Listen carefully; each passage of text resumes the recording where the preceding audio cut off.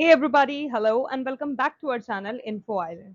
तो गाइस, जैसे कि आप सब लोग जानते हैं कि एसएससी एमटीएस 2023 के एग्जामिनेशन शुरू होने वाले हैं 1 सितंबर से। तो आप सभी लोगों में से जो भी कैंडिडेट्स एसएससी एमटीएस के एग्जाम्स देने वाले हैं, उन लोगों के लिए हमारा आज का ये वीडियो काफी ज्यादा महत्वपूर्ण होने वाला है।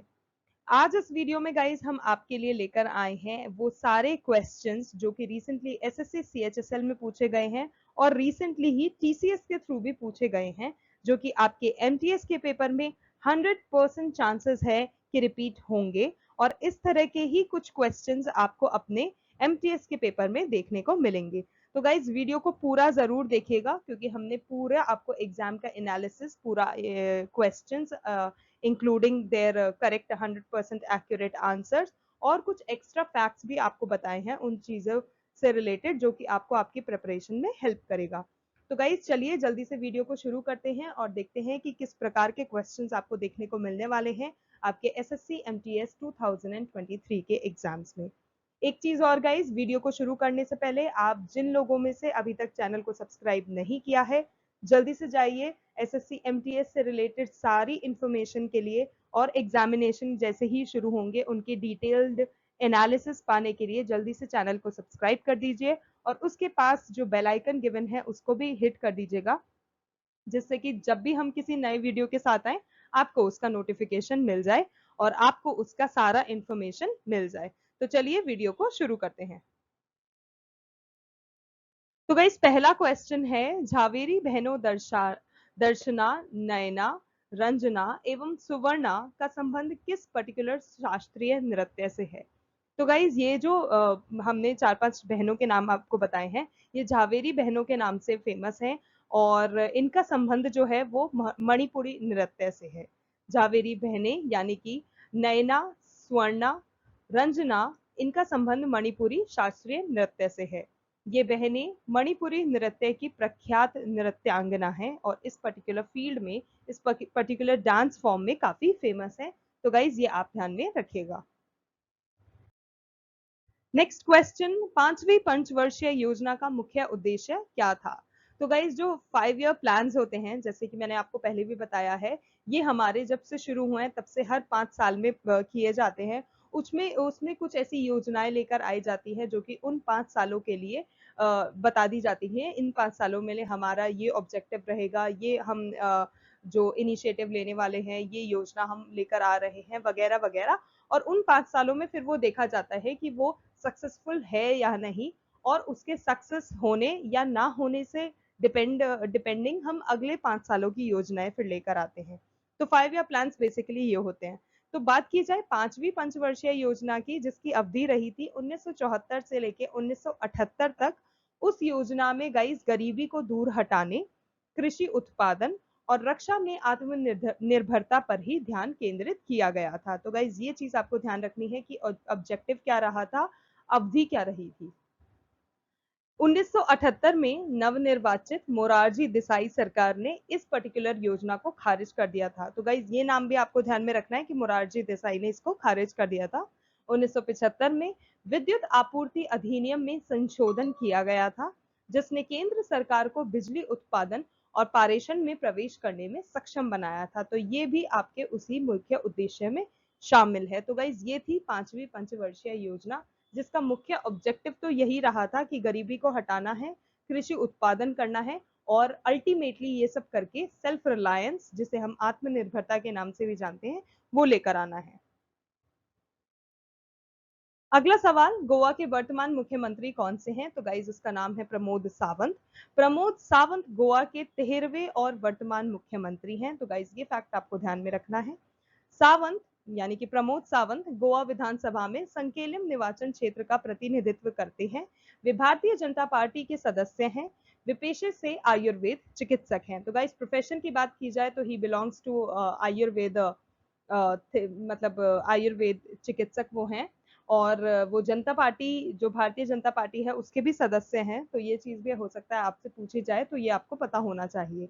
अगली बात की जाए गोवा के राज्यपाल की, तो गोवा के जो राज्यपाल हैं वो है पीएस श्रीधरन पिल्लई। और बात की जाए गोवा की राजधानी की, तो वो है पणजी। 2019 तक गोवा के मुख्यमंत्री कौन थे अगर आपसे पूछा जाता है तो वो नाम है मनोहर पारिकर। इसके अलावा इससे पहले वे 2000 से लेके 2005 तक और 2012 से लेके 2014 तक और 2017 से लेके 2019 तक गोवा के मुख्यमंत्री रहे थे। तो गाइज ये पूरा जो आपका डेट्स गिवन है ये भी काफी इंपॉर्टेंट है। जो मनोहर पारिकर थे उनका कार्यकाल बेसिकली रहा का क्या था, तो ये आपको ध्यान में रखना है। अगला है 17 मार्च 2019 को 63 वर्ष की आयु में पणजी में अपने निवास संस्थान में ही अग्नाशय के कैंसर से उनका निधन हो गया था। तो गाइज ये चीज भी आपको ध्यान में रखनी है कि 17 मार्च 2019 को उनकी डेथ हो गई थी। उसके बाद बात की जाए लक्ष्मीकांत यशवंत पारसेकर की, जिन्होंने 2014 से 2017 तक गोवा के मुख्यमंत्री का पद संभाला था। तो गाइज ये फैक्ट भी आपको ध्यान में रखना है। अगला बात की जाए दिगंबर कामत की, तो दिगंबर कामत जो हैं उन्होंने जून 2007 से लेकर मार्च 2012 तक गोवा के मुख्यमंत्री का पद संभाला था। देवेंद्र गंगाधर राव फर्नांडिस ने 31 अक्टूबर 2014 से 8 नवंबर 2019 तक महाराष्ट्र के 18वें मुख्यमंत्री के रूप में कार्य किया था। तो गाइस ये चीज भी ध्यान में रखना है। ओके, तो गोवा के वर्तमान राज्यपाल, जो कि अभी मैं आपको बता ही चुकी हूं, अगर आपसे पूछा जाता है कि वर्तमान में गोवा के राज्यपाल कौन है तो उनका नाम है Sreedharan Pillai, PS Sreedharan Pillai. Okay guys, next अब हम आपको यहाँ पर एक सूची प्रदान कर रहे हैं जिसमें 1963 यानी कि 1963 से लेके अब तक के गोवा के जितने भी मुख्यमंत्री रहे हैं उनका नाम दिया गया है। तो पहले हम आपको बताते हैं मुख्यमंत्री का नाम, फिर पदभार उन्होंने ग्रहण कब किया, उसके बाद उन्होंने कब पद मुक्ति उनकी हो गई, चाहे वो रेजिग्नेशन से हुई हो या फिर किसी और रीजन के से हुई हो, और उसके बाद वो किस दल या राजनीतिक पार्टी से बिलोंग करते हैं। तो गाइस पहले आ गए दयानंद बंदोरकर, जो कि 20 दिसंबर 1963 को उन्होंने पद ग्रहण किया, 2 दिसंबर 1966 को छोड़ दिया और महाराष्ट्रवादी गोमांतक पार्टी यानी कि एमजीपी से ये बिलोंग करते हैं। तो ये आपको अच्छे से याद कर लेना है। तो गाइज अगला नाम अगर हम बात करें तो वो है शशिकला काकोदकर की, जिन्होंने 12 अगस्त 1973 में अपना ये पद संभाला था और 27 अप्रैल 1979 में उन्होंने छोड़ दिया था और ये भी एमजीपी पार्टी से बिलोंग करती थी। फिर राष्ट्रपति शासन से बात की जाए तो प्रताप सिंह राणे अगला नाम आता है, जिन्होंने 16 जनवरी 1980 को पोजीशन लिया और 27 मार्च 1990 को उन्होंने पोजीशन छोड़ा और ये आईएनसीयू से बिलोंग करते थे। चर्चिल अल्माओ 27 मार्च 1990 से 14 अप्रैल 1990 इनका कार्यकाल रहा और प्रोग्रेसिव डेमोक्रेटिक फ्रंट से ये बिलोंग करते थे। डॉक्टर लुइस प्रोटो बाराबोसा 14 अप्रैल 1990 से 14 दिसंबर 1990 इनका कार्यकाल है और फिर प्रोग्रेसिव डेमोक्रेटिक फ्रंट से ये बिलोंग करते थे। नेक्स्ट बात की जाए रवि एस नायक की, तो 25 जनवरी 1991 से 18 मई 1993 कांग्रेस से ये बिलोंग करते हैं। डॉक्टर विल्फ्रेड डिसूजा 18 मई 1993 से 2 अप्रैल 1994 और ये भी कांग्रेस कार्यकर्ता रहे हैं। फिर आता है रवि एस नायक, जो कि 2 अप्रैल 1994 से 8 अप्रैल 1994 और कांग्रेस से ही बिलोंग करते थे।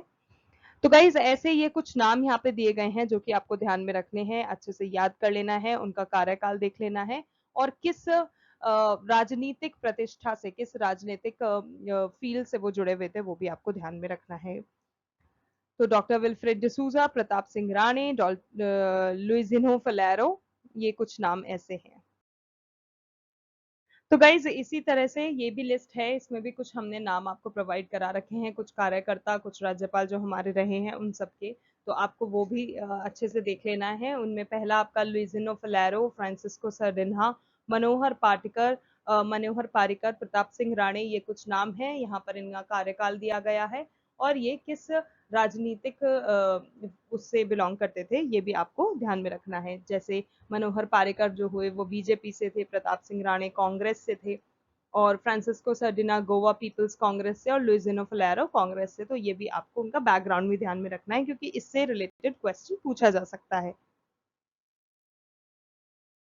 अगला प्रताप सिंह राणे, दिगंबर कामत, मनोहर पारिकर, लक्ष्मीकांत पासेकर, मनोहर पारिकर, प्रमोद सावंत, यहाँ पर आपको उनका कार्यकाल दे रखा है और उनकी किस राजनीतिक दल से वो बिलोंग करते थे वो भी दे रखा है। तो गाइज ये नाम अच्छे से आप ध्यान में रख लीजिएगा, अच्छे से पढ़ लीजिएगा। अगला सवाल, कौन सा नृत्य तमिलनाडु का लोक नृत्य नहीं है? तो गाइस बात की जाए तमिलनाडु के लोक नृत्यों की, तो तमिलनाडु के कई लोक नृत्य हैं जो कि राज्य की संस्कृति और परंपरा को प्रभावित करते रहे हैं। सबसे लोकप्रिय नृत्य की बात की जाए तो सबसे लोकप्रिय जो नृत्य है वो कुरवंजी, करगट्टम, कुम्मी, कोलट्टम, कावड़ियट्टम, नादी नाटकम, पावई कूथू, काई सिलबट्टम, माइलट्टम, अय्यट्टम, देवरत्तम, डमी हॉर्स और पिकॉक डांस, ये कुछ नाम ऐसे शामिल हैं जो कि तमिलनाडु के लोक नृत्य हैं और काफी फेमस हैं और काफी हर्ष और उल्लास से इनको मनाया जाता है। इनको अच्छे से मतलब डांस फॉर्म में किया जाता है। इसके अलावा अगर आपको ऑप्शन में कोई और ऑप्शन गिवन है तो गाइज वो लोक नृत्य तमिलनाडु का नहीं है। बात की जाए कथकली की, तो गाइस जो कथकली है वो लोक नृत्य नहीं है। अगर आप ऑप्शन में आपको दिया जाता है कथकली, तो वो एक लोक नृत्य नहीं बल्कि वो एक शास्त्रीय भारतीय नृत्य है, उसी का एक प्रमुख रूप है। तो वो चीज भी आपको ध्यान में रखनी है, जिसमें पुरुष नर्तक कलाकार जो होते हैं वो रंगीन मेकअप करके, परिधान और मास्क पहनकर विभिन्न कथा नाटक का मंचन करते हैं। कथकली की बात की जाए तो कथकली गाइस केरल का एक शास्त्रीय नृत्य है। तो पहली बात तो ये हो गई। फिर बात की जाती है घूमर की, तो जो घूमर है वो राजस्थान का एक पारंपरिक लोक नृत्य है। गुजरात की बात की जाए तो गुजरात का गरबा जो है वो काफी ज्यादा फेमस है और प्रचलित है वहां पर, और वो गुजरात का लोक नृत्य है। सॉरी। नेक्स्ट आपका डांडिया की बात की जाए तो गाइस डांडिया गुजरात का ही एक लोक नृत्य है। नेक्स्ट क्वेश्चन, अस्पृश्यता का अंत भारतीय संविधान के कौन से अनुच्छेद में दिया गया है? तो गाइस जो अनुच्छेद 17 यानी कि अनुच्छेद 17 है वो बताता है कि अस्पृश्यता का उन्मूलन, अस्पृश्यता का अंत इसी में किया जाता है और किसी भी रूप में इसका अभ्यास करना वर्जित होगा और कानूनन सजा भी होगी। तो इसका आपको ध्यान में रखना है। नेक्स्ट अब आपको कुछ इंपॉर्टेंट अनुच्छेद बता देते हैं हम। तो गाइस भारत के संविधान में देखा जाए तो जो 22 भागों में जो भारत का टोटल हमारा जो संविधान है वो 22 भागों में निहित 395 अनुच्छेद हैं। तो टोटल जो अनुच्छेद हैं वो 395 हैं, 22 भाग हैं, 12 अनुसूचियां हैं। 26 नवंबर 1949 में इसे अपनाने के बाद से, तो यहाँ पर गाइस आपको ये डेट भी ध्यान रखनी है कि 26 नवंबर 1949 को हमने भारत का संविधान लागू हो गया था, अपना लिया था। संविधान में अलग अलग 103 बार संशोधन भी किए गए हैं। 1949 के बाद संसद में अब तक पेश किए गए संशोधन विधेयकों की कुल संख्या तो अब तक जो पेश किए गए हैं वो है 126। तो गाइस ये फैक्ट भी आपको ध्यान में रखना है। अब आपको कुछ इंपॉर्टेंट अनुच्छेद की बात बताएं तो उसमें पहला आता है आपका अनुच्छेद 1 जो कि घोषणा करता है कि भारत राज्यों का एक संघ है। अनुच्छेद 3 की बात की जाए तो संसद विधि द्वारा नए राज्य बना सकती है तथा पहले से अवस्थित राज्यों के क्षेत्रों, सीमाओं एवं नामों में परिवर्तन कर सकती है।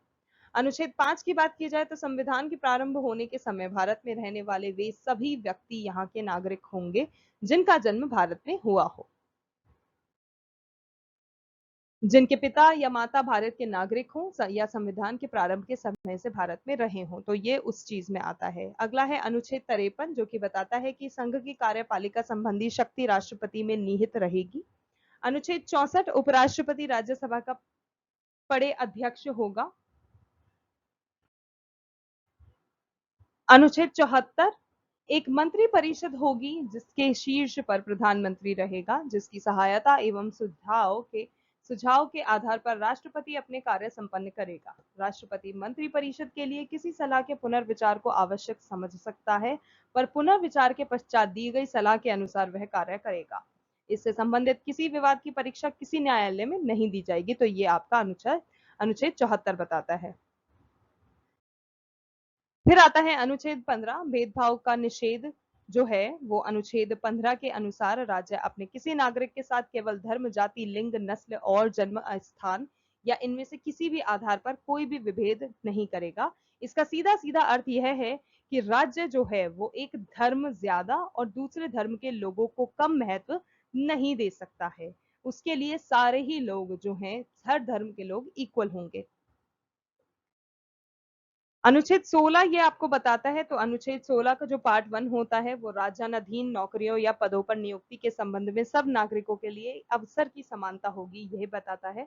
अनुच्छेद 16 का जो पार्ट 2 है वो केवल धर्म, मूल, वंश, जाति, लिंग, उद्भव, जन्म स्थान, निवास अथवा इनमें से किसी के आधार पर किसी नागरिक के लिए राज्याधीन किसी नौकरी या पद के विषय में अपात्रता न होगी और न विभेद किया जाएगा। ये आपको अनुच्छेद 16 का भाग 2 बताता है। तो गाइज ये अनुच्छेद बहुत इंपॉर्टेंट है जो हमने कुछ स्पेसिफिकली इस वीडियो में डाले हैं।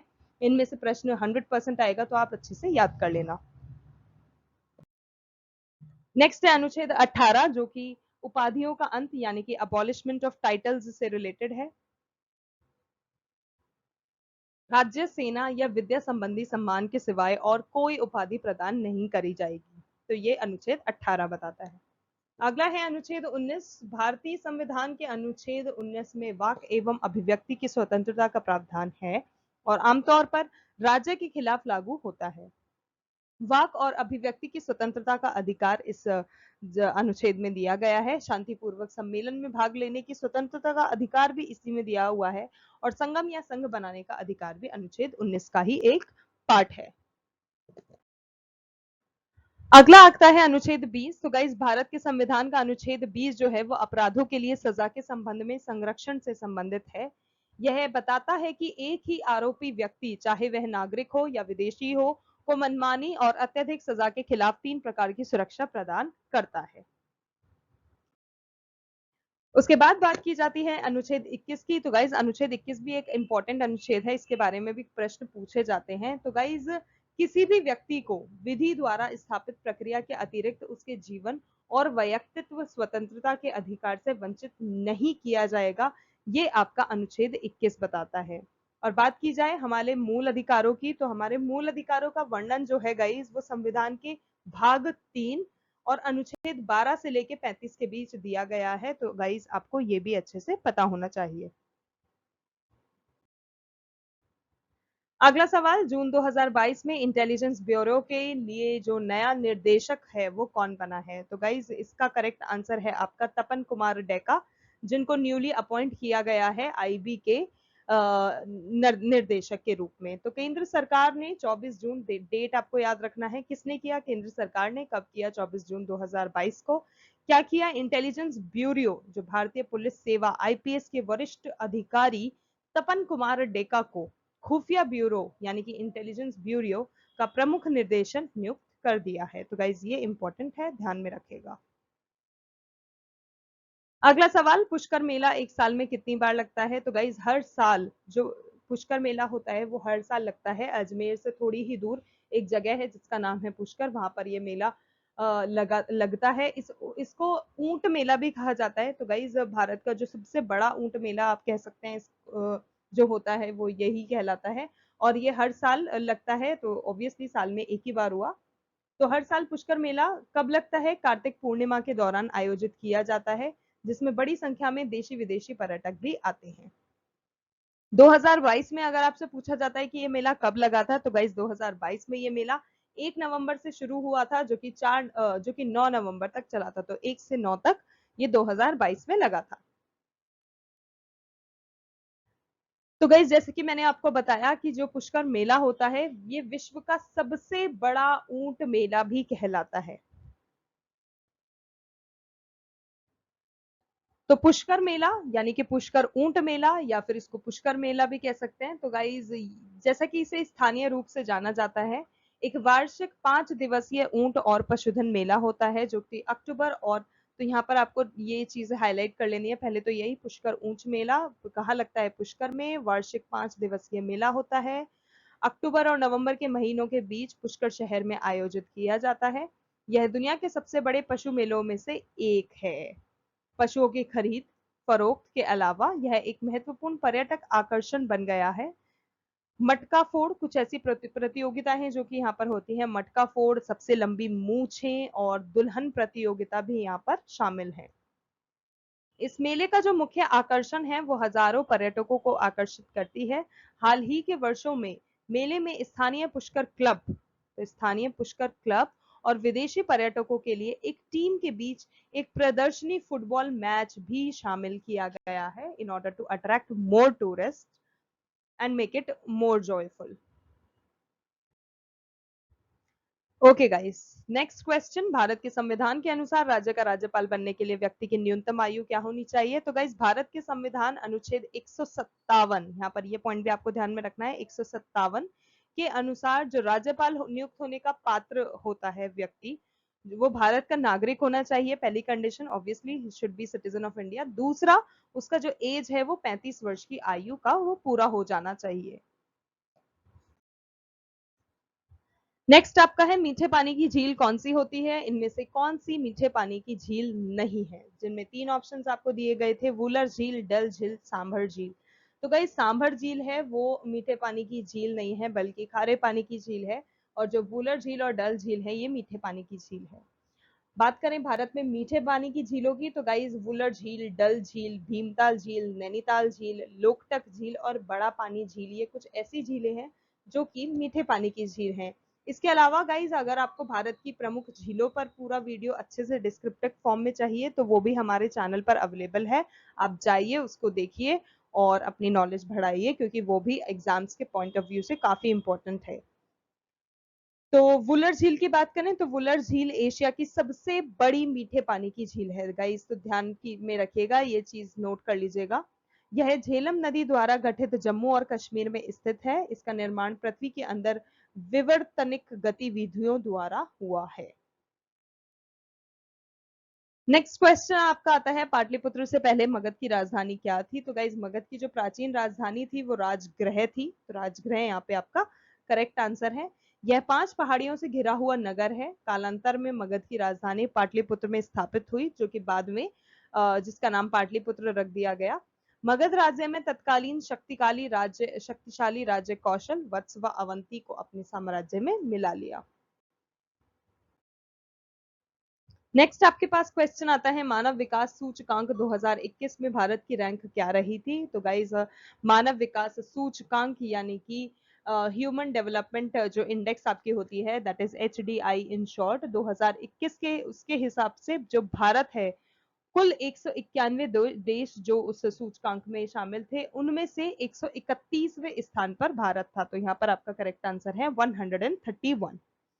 भारत ने 30 साल में पहली बार लगातार 2 साल अपने स्कोर में गिरावट दर्ज की थी। वैश्विक औसत 0.732 की तुलना में भारत का जो HDI स्कोर यानी कि HDI मूल्य, value, you can say anything, वो उस समय 0.633 ही रहा था, जो कि मध्यम मानव विकास श्रेणी कहलाता है, उसमें आता है। अगला सवाल, मनिका बत्रा का संबंध किस खेल से है? तो गाइस, जो मनिका बत्रा है वो टेबल टेनिस से रिलेटेड है, टेबल टेनिस के लिए काफी फेमस है। राष्ट्रमंडल खेलों की स्वर्ण पदक विजेता, तो गाइस स्वर्ण पदक इन्होंने जीत रखा है। 2 बार की ओलंपियन, 2 बार उन्होंने ओलंपिक्स भी जीत रखा है और कई अन्य उपलब्धियां भी हासिल करने वाली मनिका बत्रा भारतीय टेबल टेनिस की असली स्टार खिलाड़ियों में से एक है। बात करें टोक्यो 2020 की, तो उसमें मनिका बत्रा ओलंपिक में एकल में राउंड ऑफ 32 में जगह बनाने वाली भारत की पहली महिला टेबल टेनिस खिलाड़ी बन चुकी हैं। तो गाइस, बात करें नेक्स्ट क्वेश्चन की, तो वो है, वायु की आर्द्रता मापने के लिए कौन सा एक यंत्र यानी कि इंस्ट्रूमेंट प्रयोग में लाया जाता है? तो गाइस, इसका करेक्ट आंसर है हाइग्रोमीटर। तो हाइग्रोमीटर एक ऐसा यंत्र होता है जिससे कि वायुमंडल में जो आर्द्रता होती है, वायुमंडल की जो आर्द्रता होती है, वो नापी जाती है। नेक्स्ट क्वेश्चन गाइस, 2019 में कौन सा एक ऐसा अधिनियम आया जिसमें मंत्री की जो वीआईपी सुरक्षा होती है, यानी कि वेरी इंपॉर्टेंट पर्सन का जो सुरक्षा होती है, वो हटा दी गई थी? तो गाइस, इसका करेक्ट आंसर है विशेष सुरक्षा दल संशोधन विधेयक, जो कि 2019 में आया था, जिसे हम एसपीजी के नाम से भी जानते हैं। और उसी के कारण जो अन्य मंत्रियों को जो वीआईपी वाली जो सुरक्षा दी गई थी, वो हटा दी गई है। बात की जाए विशेष सुरक्षा दल की यानी कि एसपीजी की, वो देश की एक ऐसी सशस्त्र बल है जो कि भारत सरकार के कैबिनेट सचिवालय यानी कि कैबिनेट सेक्रेटरीट के अधीन आता है। यह बल देश के प्रधानमंत्री और पूर्व प्रधानमंत्रियों सहित उनके परिवार के करीबी सदस्यों को सुरक्षा प्रदान करता था सेना की इस यूनिट की स्थापना, बात की जाए स्थापना कब हुई थी, तो वर्ष 1988 में संसद के अधिनियम 4 की धारा 1 और सब कोष्ठक में जो 5 दिया हुआ है उसके अंतर्गत हुई थी। बात तो गाइज अगर आपसे पूछा जाता है कि वर्तमान में ये जो एसपीजी सुरक्षा है ये किसको प्रदान की जाती है, तो गाइज वैसे तो एसपीजी सुरक्षा देश के प्रधानमंत्री, देश के पूर्व प्रधानमंत्री और उनके परिवारों वालों को मिलती है। हालांकि हाल ही में कई कांग्रेस नेताओं से ये सुरक्षा वापस भी ले ली गई है, जिसके बाद अभी सिर्फ और सिर्फ प्रधानमंत्री ही एक ऐसे शख्स बचे हैं जिनको एसपीजी की सुरक्षा दी जाती है। बात करें नरेंद्र मोदी यानी कि प्रधानमंत्री की जो सुरक्षा के एसपीजी हैं उनके निदेशक कौन है, तो उनके निदेशक हैं आईपीएस अरुण कुमार सिन्हा। तो ये नाम आपको पता होना चाहिए, काफी इंपॉर्टेंट है, काफी पूछा जाता है। आईपीएस अधिकारी अरुण कुमार सिन्हा एसपीजी निदेशक के रूप में लौटे हैं और प्रधानमंत्री की सुरक्षा सुनिश्चित भी यही करते हैं। तो गाइस ये चीज आपको पता होनी चाहिए। बात करें अगले सवाल की, तो निम्नलिखित में से विषम शब्द आपको चुनना है, छांटना है, पता करना है। तो गाइस 4 ऑप्शन दे रखे हैं, रेशम, कपास, ऊन, विद्युत, जिनमें रेशम, कपास और ऊन है ये तो सम चीजों में आते हैं, सिमिलर चीजों में आते हैं, पर विद्युत जो है वो आपकी डिफरेंट है। तो यहाँ पर विद्युत आपका करेक्ट आंसर है। तो गाइस अगला सवाल, 2018 के एशियाई खेल के उद्घाटन ध्वजवाहक कौन थे? तो guys to add one more thing, यहाँ पर जो एक चीज मैं आपको बताना चाहूंगी, चाहे किसी भी प्रकार के खेल हों, चाहे हमारे ओलंपिक्स हों, ये विंबलडन हुए, एशियाई वगैरह, ये सारे जो खेल होते हैं इसमें उद्घाटन समारोह में और जब आपका समारोह अंत हो जाता है उस समय में जो ध्वजवाहक करते हैं ना, उनके जो नाम होते हैं ना गाइज, वो क्वेश्चंस रिपीटेडली पूछे जा रहे हैं। इस बार भी एसएससी सीएचएसएल में भी हमने देखा, सीजीएल में भी हमने देखा कि काफी उससे रिलेटेड क्वेश्चंस आए थे। तो गाइज आप जब एशियाई खेलों के बारे में आप जब पढ़ रहे हो तो उनके ध्वजवाहकों का जो नाम होता है वो भी अच्छे से ध्यान से याद कर लीजिएगा। तो बात की जाए 2018 के एशियाई खेल के उद्घाटन की, तो उद्घाटन में जो ध्वजवाहक थे उनका नाम था नीरज चोपड़ा, जिन्होंने 2018 एशियाई खेलों में भारत के लिए उद्घाटन समारोह में ध्वजवाहक बने थे। तो गाइज ये नाम आपको अच्छे से ध्यान में रखना है और अच्छे से याद रखना है, नीरज चोपड़ा।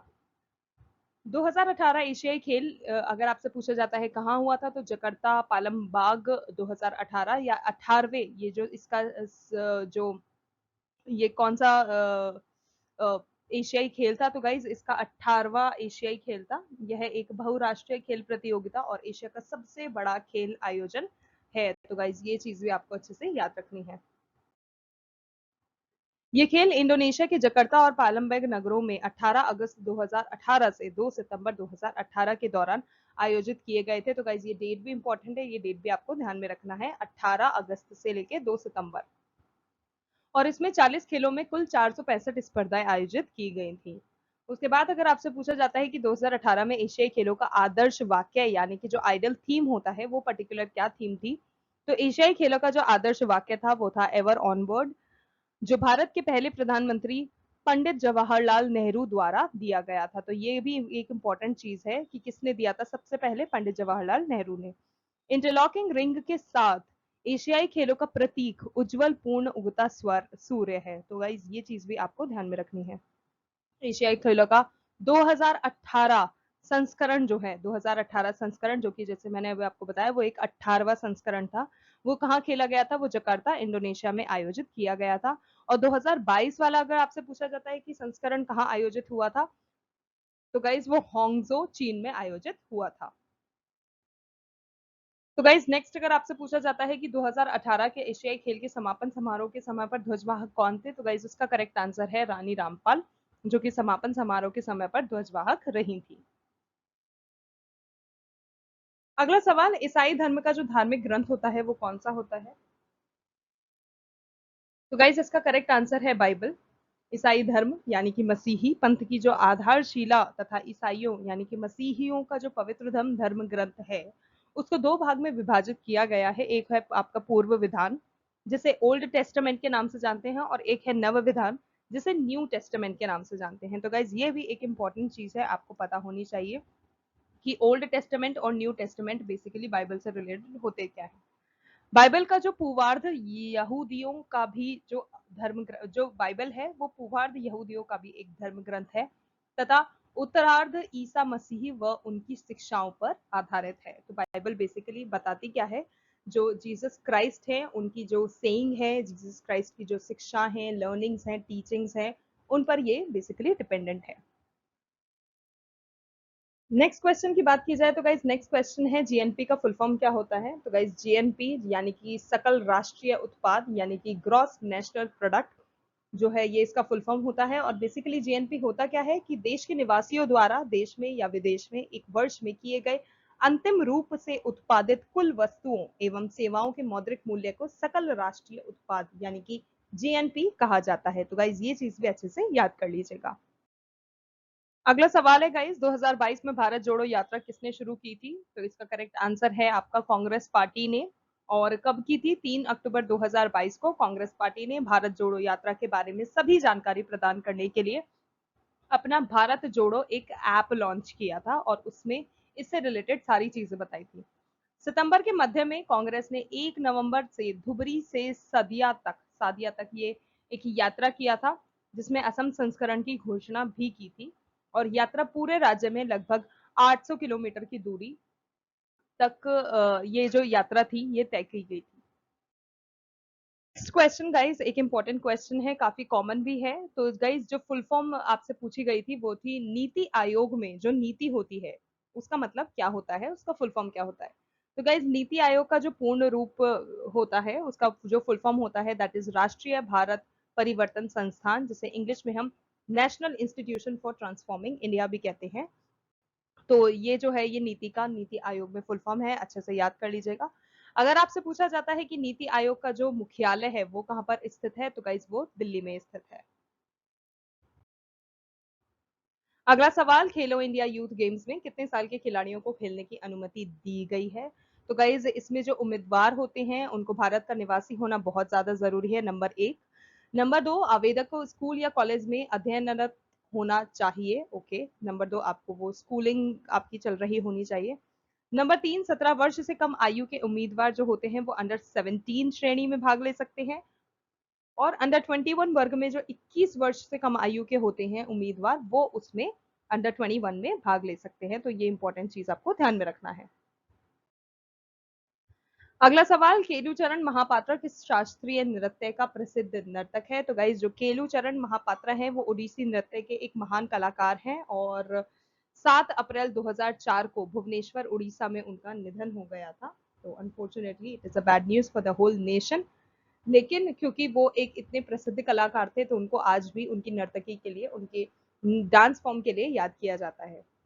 बात की जाए केलूचरण महापात्रा की तो उनको सन 1988 में भारत सरकार द्वारा कला के क्षेत्र में पद्म भूषण से भी सम्मानित किया गया था।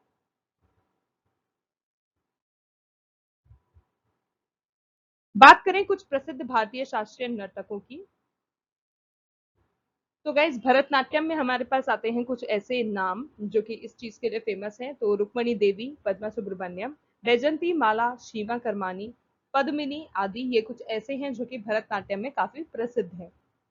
इसके अलावा अगर कथक की बात की जाती है तो कथक में बिरजू महाराज, नाहिद सिद्दीकी, लच्छू महाराज, गोपी कृष्ण, शाश्वती सेन, मंजरी चतुर्वेदी आदि ये कुछ कथक से रिलेटेड हैं जो कि काफी प्रसिद्ध कलाकार हैं। इसके अलावा कथकली के लिए कलामंडलम कृष्णन नायर जो हैं इनका नाम काफी प्रसिद्ध है कथकली डांस फॉर्म के लिए। तो गाइज ये चीजें भी आपको ध्यान में रखनी है। अगला सवाल, असहयोग आंदोलन किस वर्ष में शुरू किया गया था। तो गाइज असहयोग आंदोलन जिसे नॉन कोऑपरेशन मूवमेंट के नाम से भी जाना जाता है, ये 1 अगस्त 1920 को महात्मा गांधी द्वारा शुरू हो गया था। तो आपको इंपॉर्टेंट चीज जो ध्यान में रखनी है वो है फर्स्टली कब शुरू हुआ था। तो गाइज 1 अगस्त 1920 को ये शुरू हो गया था। किसने शुरू किया था? महात्मा गांधी ने शुरू किया था। और दुर्भाग्यवश क्या हुआ था कि लोकमान्य बाल गंगाधर तिलक जो थे उनका निधन भी इसी दिन हो गया था। तो सितंबर 1920 में कोलकाता में भारतीय राष्ट्रीय कांग्रेस का विशेष अधिवेशन बुलाया गया था। इसमें असहयोग आंदोलन, अगर बात की जाती है असहयोग आंदोलन की बात किस आपके कांग्रेस के अधिवेशन में हुई थी, तो गाइस सितंबर 1920 में कोलकाता का जो अधिवेशन था उसमें असहयोग आंदोलन संबंधी प्रस्ताव रखा गया था, उससे जुड़ी बातें की गई थी। असहयोग आंदोलन शुरू होने का मुख्य कारण क्या था? तो गाइस जो ब्रिटिश सरकार थी उसने भारतीयों से ये वादा किया था उस समय में कि जो हमारा प्रथम विश्व युद्ध हुआ था उसके पश्चात उन्हें स्वराज्य दे दिया जाएगा। लेकिन युद्ध के समाप्त होने के पश्चात भी जो भारतीय थे उनको स्वराज्य देने के बजाय भारतीयों पर अत्याचार और प्रारंभ कर दिया गया था। यही मेन कारण था कि गांधी जी ने अंग्रेजों को सहयोग ना देने अर्थात असहयोग आंदोलन शुरू करने का निर्णय ले लिया था।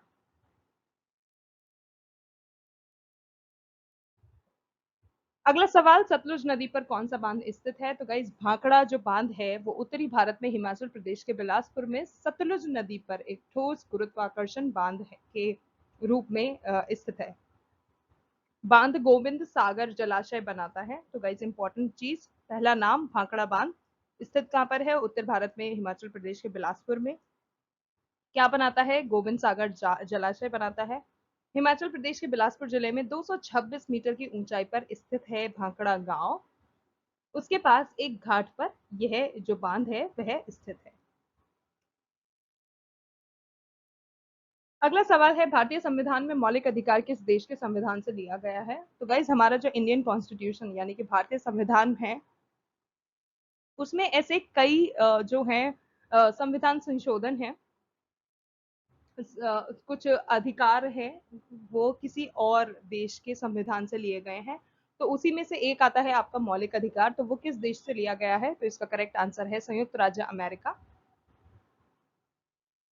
वर्ष 1976 में अपनाए गए 42वें संविधान संशोधन के द्वारा नागरिकों के मौलिक कर्तव्यों को सूचीबद्ध किया गया है।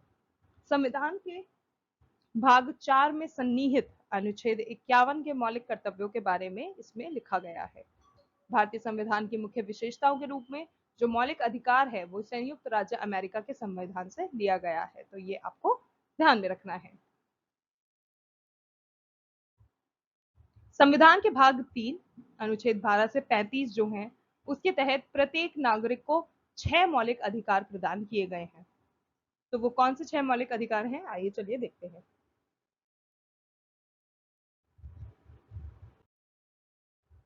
जिसमें पहला आपके पास आता है समानता का अधिकार, जो कि अनुच्छेद 14 से 18 तक दिया हुआ है। फिर है स्वतंत्रता का अधिकार, जो कि अनुच्छेद 19 से 22 तक दिया गया है। फिर है शोषण के खिलाफ अधिकार, जो कि अनुच्छेद 23 और 24 के बीच गिवन है। फिर है धर्म स्वतंत्रता का अधिकार, जो कि अनुच्छेद 25 से 28 तक है। फिर आता है आपका सांस्कृतिक और शैक्षणिक अधिकार, जो कि अनुच्छेद 29 और 30 में आता है। फिर है आपका संवैधानिक उपचार का अधिकार, जो कि अनुच्छेद 32 में दिया गया है। इसके बाद बात करते हैं गयासुद्दीन बलबन की। तो गयासुद्दीन बलबन जो थे उनका शासनकाल कब से कब तक रहा था? तो गाइस पहले उनके वास्तविक नाम की बात कर लेते हैं। गयासुद्दीन बलबन जो थे इनका वास्तविक नाम बहाउद्दीन था। तो ये एक इंपॉर्टेंट चीज है, आपको ध्यान में रखना है। 1266 से लेकर 1286 दिल्ली सल्तनत में गुलाम वंश के एक शासक रहे थे। उन्होंने सन 1286 से 1266 से 1286 तक राज्य किया था। तो ये उनके शासनकाल का टाइम पीरियड आप कह सकते हैं, ड्यूरेशन रहा है। गयासुद्दीन बलबन जाति से अगर आपसे पूछा जाता है किस जाति के हैं, किस जाति से बिलोंग करते हैं, तो वो इलबारी तुर्क थे। बलबन दिल्ली सल्तनत के शासक इल्तुतमिश का एक गुलाम था और तुर्कों की प्रमुख जनजाति इलबरी से संबंधित था। शुरू में वह घरेलू सेवक के रूप में दिल्ली सल्तनत में शामिल हुआ था। कालांतर में वह रजिया सुल्तान का शिकार गाह बना और तत्पश्चात जब झांसी के गवर्नर बहराम शाह को हटाया गया तो वह वहां के गवर्नर बन गए थे। तो ये हिस्ट्री के फैक्ट्स भी आपको पता होने चाहिए। नेक्स्ट क्वेश्चन, 2022-23 के लिए भारतीय उद्योग परिसंघ के अध्यक्ष के रूप में किसे नियुक्त किया गया है? तो इसका करेक्ट आंसर है गाइज आर दिनेश, जिनको 2023-24 के लिए सीआईआई अध्यक्ष के रूप में नियुक्त किया गया। टीवीएस सप्लाई चेन सॉल्यूशंस के कार्यकारी उपाध्यक्ष आर दिनेश ने 2023-2024 के लिए भारतीय उद्योग परिसंघ यानी कि सीआईआई के अध्यक्ष के रूप में पदभार संभाला है। उन्होंने बजाज फिनसर्व लिमिटेड के अध्यक्ष और प्रबंध निदेशक संजीव बजाज का स्थान लिया, जबकि आईटीसी के जो प्रबंध निदेशक संजीव पुरी हैं उनको अध्यक्ष नामित किया गया है। तो गाइज ये इंपॉर्टेंट चीज आपको ध्यान में रखनी है। तो गाइस 2022-23 के लिए अगर भारतीय उद्योग परिसंघ के अध्यक्ष के रूप में आपसे पूछा जाता है कि किसे नियुक्त किया गया है, तो वहां करेक्ट आंसर आपका संजीव बजाज है, क्योंकि संजीव बजाज को 2022-23 के ईयर के लिए लिया गया था। वहीं अगर आपसे 2023, ये तो हो गया 22-23, तो वहीं हो गया अगर आपसे 2023 से लेके 2024 में किस भारतीय उद्योग परिसंघ के अध्यक्ष में रूप में नियुक्त किया गया है, तो गाइज वहां पर उसका आंसर होगा आर दिनेश, जो कि अभी हमने आपको बताया। तो आपको दोनों ही सालों के अध्यक्ष के नाम आपको याद रखने हैं जिनकी नियुक्ति हुई है। अगला सवाल, केरल राज्य का कौन सा त्योहार राजा महाबली की वार्षिक यात्रा की याद दिलाता है? तो गाइज केरल का एक प्रमुख त्योहार है जिसका नाम है ओणम। तो यहाँ पर आपका Onam is the correct answer. Onam Kerala का सबसे प्रमुख लोकप्रिय त्योहार है। यह एक फसल उत्सव कहलाता है जो कि चिंगम यानी कि सिंहम मास में भगवान वामन की जयंती और पौराणिक राजा महाबली की वार्षिक यात्रा की याद दिलाता है और उसी पर्व को लेकर मनाया जाता है। ओणम का जो उत्सव होता है वो राजा बलि के स्वागत में प्रति वर्ष आयोजित किया जाता है, जो कि 10 दिनों तक चलता है। तो गाइज ये चीज ध्यान रखने वाली बात है, 10 दिनों वाला 10 दिवसीय त्योहार है, हर साल मनाया जाता है और राजा बलि के स्वागत में मनाया जाता है। उत्सव त्रिकाकरा जो कि कोची के पास है, केरल के एक मात्र वामन मंदिर है, वहां में प्रारंभ होता है। तो ये चीज भी आपको ध्यान में रखनी है। अगला सवाल, अगर आपसे पूछा जाता है कि राज्य मंत्री परिषद में किसकी सलाह पर मंत्रियों की नियुक्ति की जाती है, तो गाइज मुख्यमंत्री की नियुक्ति जो होती है वो राज्यपाल द्वारा की जाती है और वह मुख्यमंत्री की मंत्रणा से अन्य मंत्रियों की भी नियुक्ति करता है। मंत्री परिषद संयुक्त रूप से राज्य की विधानसभा के प्रति उत्तरदायी भी होता है। तो obviously if you have that responsibility you are going to be accountable for all that. तो यहाँ पर आपको राज्यपाल इज द करेक्ट आंसर और आपको ये ध्यान में रखना है। अगला सवाल, खो खो खेल में ग्राउंड में बैठने वाले खिलाड़ियों को क्या कहा जाता है? तो गाइस जो खो खो का खेल होता है वो दोनों टीमों दो टीम होती है उसमें विभाजित होता है, जहां पर टीम ए और टीम बी में टोटल जो खिलाड़ी होते हैं वो 12-12 यानी कि 12 ईच प्लेयर्स होते हैं, जिसमें 9 खिलाड़ी जो होते हैं वो खेलते हैं और 3 खिलाड़ी जो होते हैं वो बैठते हैं। तो इसमें जो बैठने वाले खिलाड़ी होते हैं यानी कि जो 9 खिलाड़ी जो कि बैठते हैं उनको चेजर के नाम से जाना जाता है, चेजर। जबकि जो भागने वाले 3 खिलाड़ी होते हैं उनको रनर के नाम से जाना जाता है। तो ये फैक्ट आपको ध्यान में रखना है। अगला सवाल, 26 नवंबर 2022 को जम्मू कश्मीर के कटरा में ई गवर्नेंस पर 25 राष्ट्रीय सम्मेलन का जो 25वां जो हमारा राष्ट्रीय सम्मेलन रहा था उसका उद्घाटन किसने किया था? तो गाइज यहाँ इसका करेक्ट आंसर है डॉक्टर जितेंद्र सिंह, जिन्होंने जम्मू और कश्मीर के कटरा में 25वें ई गवर्नेंस राष्ट्रीय सम्मेलन, जिसे एनसीजी एनसीईजी भी कहा जाता है, एनसीईजी की रजत जयंती का उद्घाटन उन्होंने ही किया था। डॉक्टर जितेंद्र सिंह ने कहा कि अनुसंधान, शिक्षा, उद्योग और स्टार्टअप के बीच सक्रिय भागीदारी है। भारत को सही मायने में मतलब इन सब जो फील्ड है इन सब चीजों में अनुसंधान, शिक्षा, उद्योग और स्टार्टअप के बीच भारत को सही मायने में आत्मनिर्भरता प्रदान करी जाएगी। ये उनका स्टेटमेंट था इस राष्ट्रीय सम्मेलन में। 26-27 नवंबर 2022 के मध्य यह सम्मेलन जयपुर में आयोजित हुआ। तो अगर आपसे पूछा जाता है कहाँ आयोजित हुआ तो वो भी आप बता सकते हैं। और अगर आपसे पूछा जाता है कि सम्मेलन का जो प्रमुख विषय है यानी कि जो थीम है, तो वो थीम थी नागरिकों, उद्योग और सरकार को समीप लाना। So guys, that's it for today. Those were the very important questions that are going to be there in your examination for SSC MTS 2023. तो ये सारे वो सवाल हैं जो सी रिसेंटली टीसीएस के थ्रू भी पूछे गए हैं और 100% आपको अपने एग्जामिनेशन में ये देखने को मिलेंगे।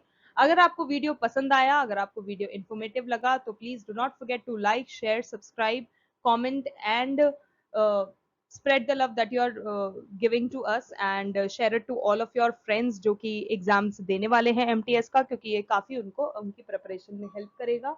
और गाइज अगर आपके पास किसी भी तरह का कोई भी रिकमेंडेशन है, सजेशन है, तो हमें कमेंट बॉक्स में जरूर से लिख के बताइएगा।